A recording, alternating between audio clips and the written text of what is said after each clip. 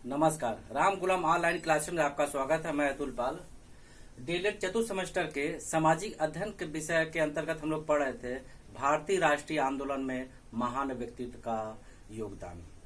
इसके पहले वाले क्लास में हम लोगों ने बाल गंगाधर तिलक के योगदान की चर्चा की है एवं उनका जो प्रसिद्ध नारा था स्वराज हमारा जन्मसिद्ध अधिकार है, मैं इसे लेकर रहूंगा, ये समय समय पर राष्ट्रीय आंदोलन में एवं परीक्षा उपयोगी प्रश्न में आते रहते हैं।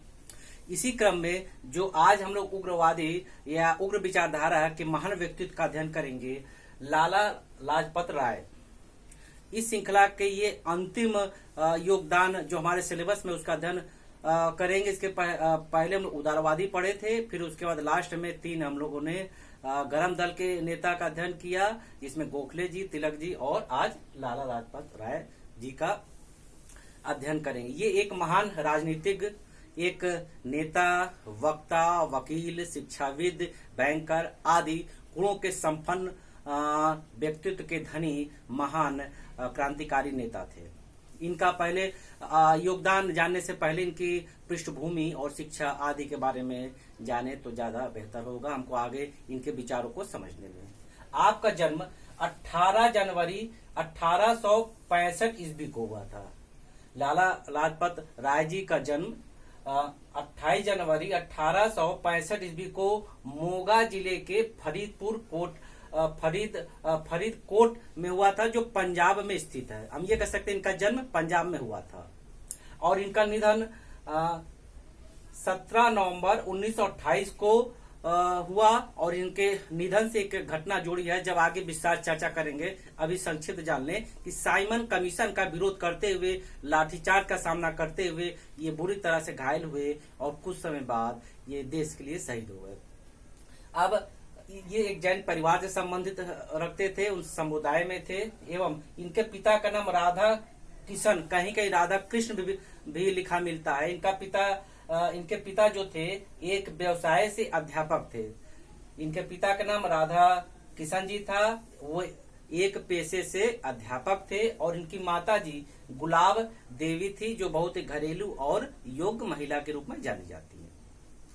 अब आगे देखते हैं। इनकी शिक्षा गवर्नमेंट कॉलेज लाहौर से हुई है और उन्होंने एमए यानी पीजी 1882 में उत्तीर्ण किया। उसके बाद एलएलबी यानी वकालत के पाठ्यक्रम को इन्होंने पूरा किया। फिर उसके बाद ये वकालत के क्षेत्र में आ गए। पंजाब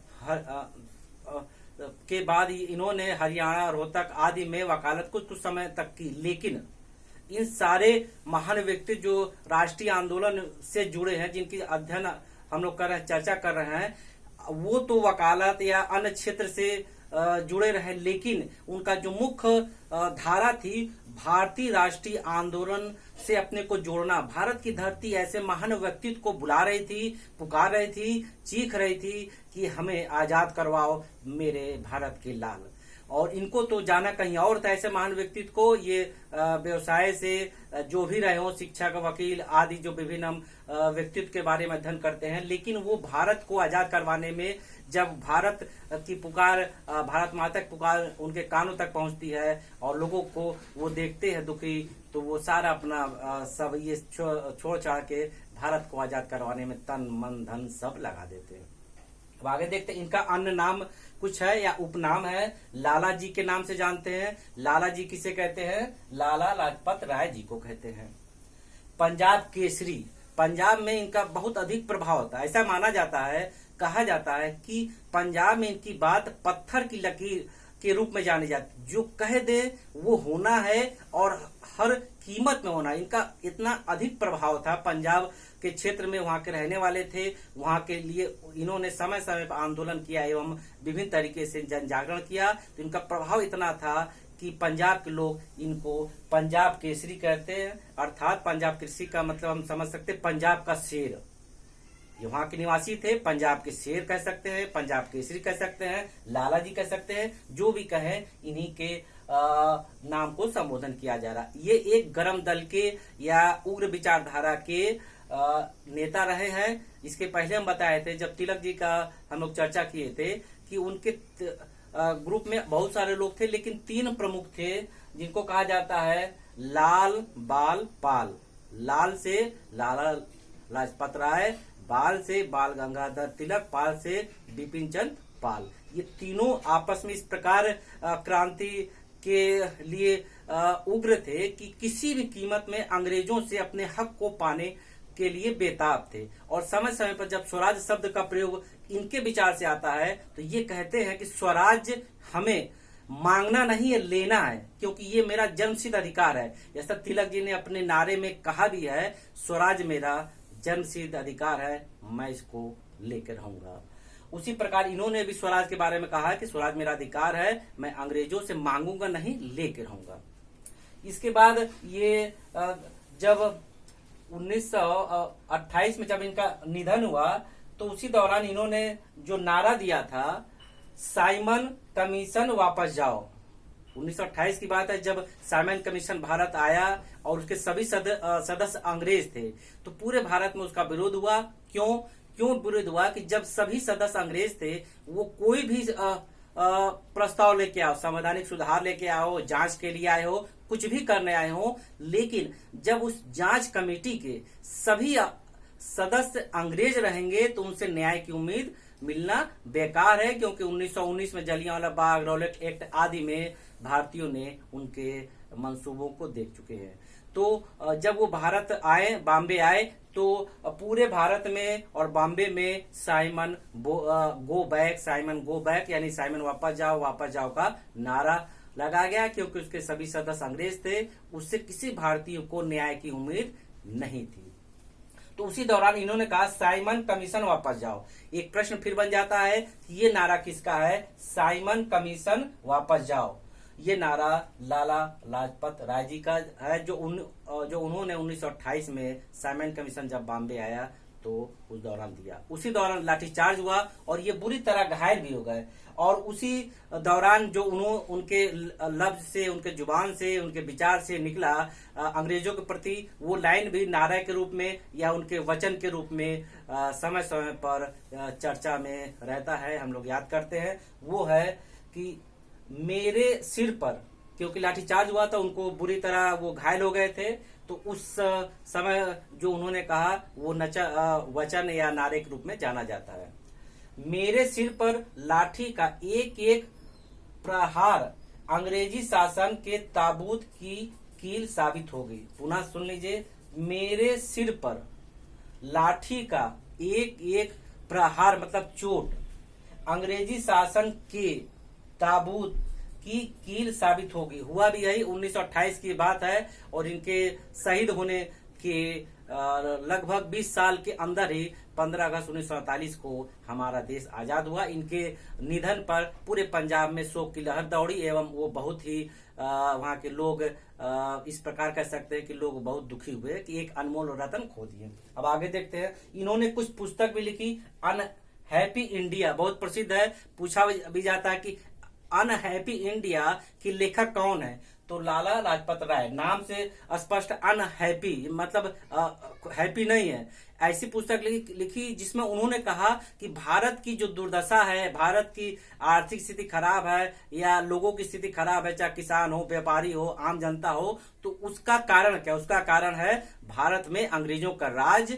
और हमको यदि आगे बढ़ना है, स्वतंत्र होना है, विकास करना है और अपने को एक अच्छा राष्ट्र के रूप में साबित करना है स्वतंत्रता के क्षेत्र में, तो हमको भारत से पहले अंग्रेजों को हटाना होगा। उसके लिए उन्होंने स्वराज शब्द का प्रयोग किया एवं पूरे जोर शोर से स्वराज के बारे में प्रचार किया, लोगों को बताया स्वराज का मतलब है अपना राज, अपना शासन। इस प्रकार हम अंग्रेजों को भगा के अपना शासन करके अपने को आगे ले जा सकते हैं।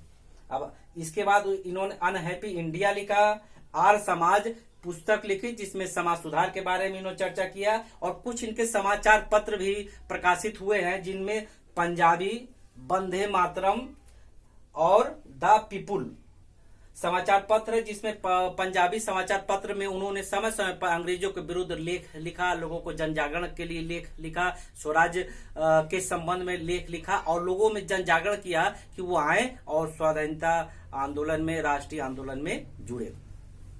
और इसके बाद इन्होंने कांग्रेस अध्यक्ष पद पर भी 1920 में कलकत्ता अधिवेशन 1920 में कांग्रेस का अधिवेशन होता है, जहां ये कांग्रेस के अध्यक्ष चुने जाते हैं। प्रश्न बनता है कांग्रेस के अध्यक्ष लालाजी कब बने? 1920 में बने।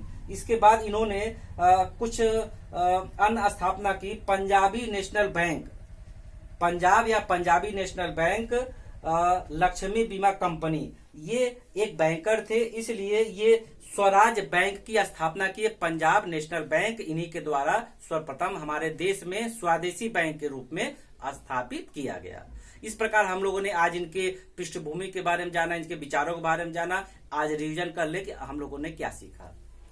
पहला, इनका जन्म 28 जनवरी 1865 में हुआ, पंजाब में हुआ। इनका निधन 17 नवंबर 1928 में हुआ।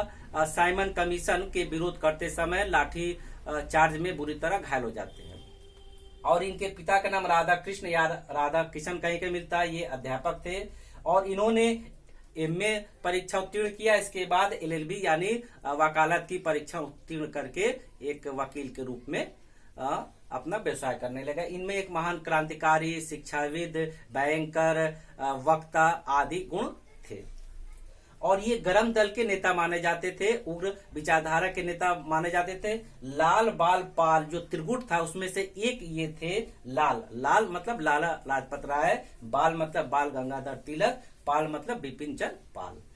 और इन्होंने जो नारा दिया, साइमन कमीशन वापस जाओ, जो 1928 में आया था, उस दौरान कहा था। एवं घायल होने पर उन्होंने जो अपना वचन दिया या नारा दिया वो है कि मेरे सिर पर लाठी का एक एक प्रहार यानी चोट अंग्रेजी शासन के ताबूत में कील साबित होगा। और उसके बाद इनकी कुछ पत्रिका है या पत्र है या वो क्या कहते हैं पुस्तक है, अनहैप्पी इंडिया, बहुत प्रसिद्ध है, परीक्षा उपयोगी प्रश्न है। अनहैप्पी इंडिया किसकी पुस्तक है? लाला लाजपत राय जी की। और समाचार पत्र रहा पंजाबी वंदे मातरम और पीपुल्स द पीपुल, तो पंजाबी बहुत प्रसिद्ध रहा, उनके माध्यम से लोगों में जन जागरण ये करते रहे। अब इसके बाद कांग्रेस के अध्यक्ष कब बने? तो ये 1920 में कलकत्ता अधिवेशन में कांग्रेस के अध्यक्ष चुने गए। इस प्रकार इन्होंने भारत में पहला देसी बैंक स्थापित करने वाले कौन थे या क्या नाम उनका था? तो जो इन्होंने देसी बैंक बनाया, पंजाब नेशनल बैंक, कहीं कहीं पंजाबी भी मिलता है, पंजाब नेशनल बैंक को स्थापित करने वाले ये प्रथम भारतीय थे। स्वदेशी बैंक के रूप में इनकी स्थापना जानी जाती है। इस प्रकार आज हम लोगों ने इनकी पृष्ठभूमि जाना और इसके आगे वाले क्लास में इनका हम लोग राजनीतिक जीवन पढ़ेंगे, राष्ट्रीय आंदोलन में इनके योगदान को जानेंगे।